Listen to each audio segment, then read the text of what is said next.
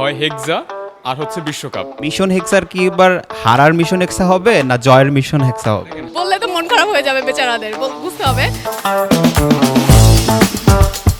First of all Brazil, Argentina উঠবে।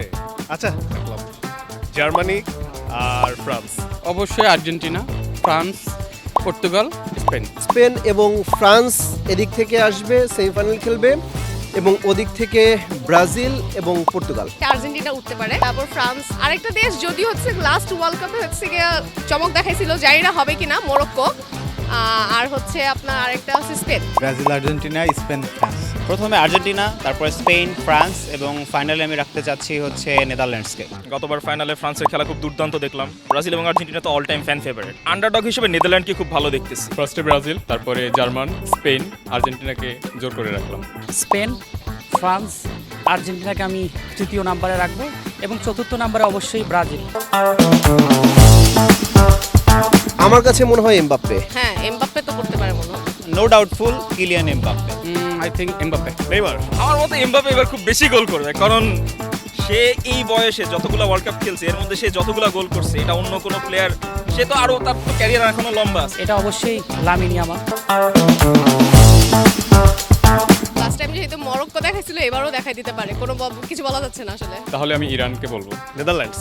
আমার কাছে মনে হয়েছে নেদারল্যান্ডস কিন্তু 2010-এর ফাইনাল খেলেছে, এটা হতে পারে। আমার কাছে মনে হয় এটা একটা বড় চমক হতে পারে।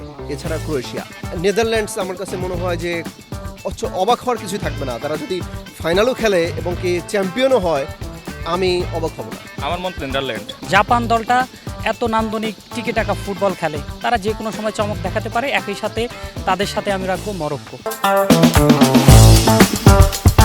এখন ফ্যান যেহেতু আর্জেন্টিনা, তাকে আর্জেন্টিনাকেই বলে দেবে, এখন সেটা তো বলা যাবে না। হেক্সা মিশন আমরা ব্রাজিলের প্লেয়ারগুলো দেখেন, আমরা কিন্তু এই আর্জেন্টিনা ফ্যানদের মতো এক মেসির উপর ডিপেন্ডেড হয়ে না। আমাদের এনাফ প্লেয়ার আছে। আপনি বিভিন্ন দেখবেন যে মানে টপ ক্লাবগুলো কিন্তু ব্রাজিলের প্লেয়ারগুলোই খেলে। অবশ্যই আর্জেন্টিনা, এরা হচ্ছে গতবারের চ্যাম্পিয়ন, এবার ডিফেন্ডিং চ্যাম্পিয়ন যেটাকে বলে আর কি। পরপর সিলেন্সি ম্যাপ প্লাস হচ্ছে কোপা আমেরিকা, এরা অলরেডি জিতে আসছে। আর যেখানে মেসি আছে, অতএব আমার মনে হয় অবশ্যই এবারে আর্জেন্টিনা চ্যাম্পিয়ন হবে। ব্রাজিলের ডাইহার্ড ফ্যান, তারপরেও আমার কাছে মনে হয় যে ফ্রান্স এবার চ্যাম্পিয়ন হতে পারে, কারণ ফ্রান্সের যে গতিময় খেলা যেটা বলেন, এমবাপ্পেকে ঠেকানোর মতো অবস্থা আলটিমেটলি এই মুহূর্তে কোনো ডিফেন্সের আছে কি না আমি জানি না। তবে এই এমবাপ্পেকে যদি ঠেকাতে না পারে তাহলে আসলে ফ্রান্সের কাছ থেকে কাপ নেওয়াটা কোনোভাবেই সম্ভব না। 18-র বিশ্বকাপে যেভাবে খেলেছে তারা চ্যাম্পিয়ন হয়েছে, 22-এর বিশ্বকাপে রানার্স আপ হয়েছে। দুর্ভাগ্যজনিত কারণেই আমি বলবো যে তারা এটা রানার্স আপ হয়েছে। ঈশ্বর হয়তোবা নিজ হাতে মেসিকে বিশ্বকাপ জিতিয়েছেন এবং মেসির হাতে কিন্তু সেই 34 বছরের অধরা যে সোনালী ট্রফি, সেটা তুলে দেওয়ার ইচ্ছে পোষণ করেছিলেন হয়তোবা ঈশ্বর, সেজন্যই হয়তোবা চ্যাম্পিয়ন হয়েছে এটা। ব্রাজিল কেন চ্যাম্পিয়ন হবে না, এটা হচ্ছে বড় আপনাকে প্রশ্ন আমার। প্রথমত কথা হচ্ছে ব্রাজিলের এখন মিশন ভিশন কি, হয় হেক্সা আর হচ্ছে বিশ্বকাপ, ঠিক আছে, যার ধারের কাছে অন্যান্য দলও নাই। তার মানে আমি ধরে নিচ্ছি যে এবার বিশ্বকাপে ব্রাজিল চ্যাম্পিয়ন হতে পারে জাস্ট দুইটা কারণে। এক হচ্ছে মিশন হেক্সা আর দুই হচ্ছে 5টা কাপ আছে। এই দুইটা 5টা কাপ আছে মানে কি, তার সেই ক্যাপাবিলিটি আছে, যার কারণেই সে হচ্ছে চ্যাম্পিয়ন হবে। মিশন হেক্সার কি এবার হারার মিশন হেক্সা হবে না জয়ের মিশন হেক্সা হবে? দেখেন, হারার হোক বা জয়ের হোক, তাদের এখন স্বপ্নটা হেক্সা নিয়ে, যেটা হচ্ছে অন্যান্য কেউ সেই স্বপ্নটাই দেখতে পারতেছে না, যেমন আর্জেন্টিনা। আপনি অবভিয়াসলি আর্জেন্টিনা, যেহেতু বুঝতেই পারছেন 3 স্টার 4 স্টার লোডিং। এখন ধীরে ধীরে মানুষ স্পেন ফ্রান্সের দিকে ধাবিত হচ্ছে। কি মনে হচ্ছে কেন? এইটার মূলত কারণ হচ্ছে যে স্পিডি খেলাটা, মানে দ্রুত গতির খেলা। এবং দেখেন যে আপনি কিলিয়ান এমবাপ্পের প্রতি ফ্যান বেসটা এত দ্রুত বেড়ে গেছে, তার কারণই হচ্ছে যে তিনি দ্রুত গতিতে খেলেন।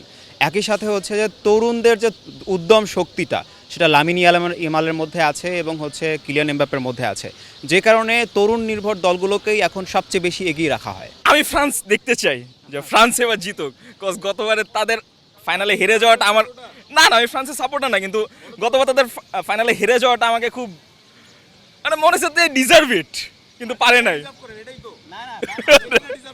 না মেসি ভালো খেলছে, কিন্তু ফ্রান্স যা খেলছে তা খুব দুর্দান্ত ছিল। এবার আমি দেখতে চাই তারা জিতুক। ব্রাজিলের ছন্দ ব্রাজিলকে চ্যাম্পিয়ন করবে এবং তাদের যে শৈল্পিক নৈপুণ্য সেটাই তাদেরকে এবার বিশ্বকাপ এনে দিবে। চ্যাম্পিয়ন হিসেবে অবশ্যই আমি এবার প্রথমে রাখবো স্পেনকে, সেকেন্ড পজিশনে ফ্রান্স, তৃতীয় পজিশনে আমি আর্জেন্টিনাকে রাখবো। ব্রাজিলের আমি চ্যাম্পিয়ন হওয়ার মতো সম্ভাবনা খুবই কম দেখছি, তবে ব্রাজিলের যে খেলার নৈপুণ্য সেটি যদি তারা দেখাতে পারে এবং তাদের যে ডিফেন্স লাইনে দুর্বলতা আছে সেটা যদি কাটিয়ে উঠতে পারে, অবশ্যই তারাও চ্যাম্পিয়ন হওয়ার দাবিদার। তবে সবার প্রথমে আমি এগিয়ে রাখবো স্পেনকে। আর্জেন্টিনা ডিফেন্ডিং চ্যাম্পিয়ন দল, আর্জেন্টিনাকে কেন পিছিয়ে রাখছেন? আর্জেন্টিনাকে পিছিয়ে রাখছি না, কারণ গতবার আর্জেন্টিনার দলটা ছিল অনেক কি বলে ইয়াং খেলোয়াড়দের একটা প্রাধান্য বেশি ছিল। যদিও তারা ইয়াং ছিল, তারাই এখন পরিণত ফুটবলার। তবে সাম্প্রতিক যদি পারফরমেন্স দেখি যে অনেক প্লেয়ার ইনজুর্ড রয়েছে এবং লিওনেল মেসি সবগুলো ম্যাচ ফুল টাইম খেলতে পারবে না, এটা একটা অন্য দুর্বলতা। এবং ডি মারিয়ার মতো খেলোয়াড় যখন এই দলে থাকবে না, সেটি অনেক বড় হতাশা এবং মনে হয় যে আর্জেন্টিনা দল তাদের কাঙ্ক্ষিত লক্ষ্যে পৌঁছাতে অনেক বেশি স্ট্রাগল করতে হবে। আমারও তাই মনে হয় যে ফাইনালে ডিমারিয়া যেহেতু নাই এবং ফাইনাল ম্যান ডিমারিয়া যেহেতু নাই এবং মেসি যেহেতু এবার ফুল টাইম খেলতে পারছে না, তাই আর্জেন্টিনার জন্য বড় রকমের একটা অভাব বলা যেতে পারে। এই অভাব আসলে কার দ্বারা পূরণ হবে সেটা এখন দেখার অপেক্ষা। আর্জেন্টিনা আমার মনে হয় না এবার খুব বেশি ছন্দে আছে। তাদের যে খেলার ধরন এবার দেখে মনে হচ্ছে না তারা বিশ্বকাপের ফাইনাল পর্যন্ত যাইতে পারবে। নির্ভরশীলতা একটু বাদ দিতে হবে। আমার কাছে মনে হচ্ছে যে কয়েকটা প্লেয়ারের উপরে তারা নির্ভরশীল, সেটা বাদ দিলে তারা ভালো করবে। না, যুক্তি আছে, বাট হচ্ছে গিয়া বললে তো মন খারাপ হয়ে যাবে বেচারাদের, বুঝতে হবে।